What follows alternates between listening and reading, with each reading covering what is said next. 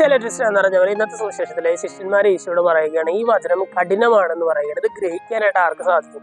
ഈശോ പറയുകയാണ്, അങ്ങനെയാണെങ്കിൽ ഈ ദൈവപുത്രൻ ആദ്യമായിരുന്നിടത്തേക്ക് ആരോഹണം ചെയ്യുന്നത് നിങ്ങൾ കണ്ടാലോ എന്ന് പറഞ്ഞാൽ, ഇപ്പൊ നിങ്ങൾ ഒരു കാര്യം ഭയങ്കര കഠിനമാണെന്നൊക്കെ പറയുന്നു, പക്ഷെ ഇതൊന്നുമല്ല, ഇതിനേക്കാളും കഠിനമായിട്ടുള്ള കാര്യങ്ങളുണ്ട്, ഇതിനേക്കാളും ടഫായിട്ടുള്ള കാര്യങ്ങളൊക്കെ ഉണ്ട് എന്ന് ഈശോ അവരോട് പറയുകയാണ്. എന്നിട്ട് പറയുകയാണ്, ആത്മാവാണ് ജീവൻ നൽകുന്നത്, ശരീരം ഒന്നിനും ഉപയോഗിക്കുന്നില്ല എന്ന് പറഞ്ഞാൽ, ഈ ശിഷ്യന്മാര് ഈ വചനമൊക്കെ കഠിനമാണെന്ന് പറയാനായിട്ട് കാരണം ഈ ലോക ജീവിതവുമായിട്ട് ഇതിനൊക്കെ ബന്ധിപ്പിച്ച് നോക്കുമ്പോഴാണ്. ഈശോ പറഞ്ഞ കാര്യങ്ങൾ അത് ഉൾക്കൊള്ളാനായിട്ട്, അത്തരത്തിൽ ജീവിക്കാനായിട്ട് ഈ ലോക ജീവിതവുമായിട്ടൊക്കെ കണക്ട് ചെയ്ത് നോക്കുമ്പോൾ അത് ഭയങ്കര ടഫാണ്, ഭയങ്കര കഠിനമാണ്, ബുദ്ധിമുട്ടാണ് എന്നൊക്കെ ശിഷ്യന്മാർ ഈശോയോട് പറയുകയാണ്. ഈശോ തിരിച്ചു പറയുകയാണ്, ശരീരം ഒന്നിനും ഉപകരിക്കുന്നൊന്നുമില്ല, ആത്മാവാണ് ജീവൻ നൽകുന്നത്.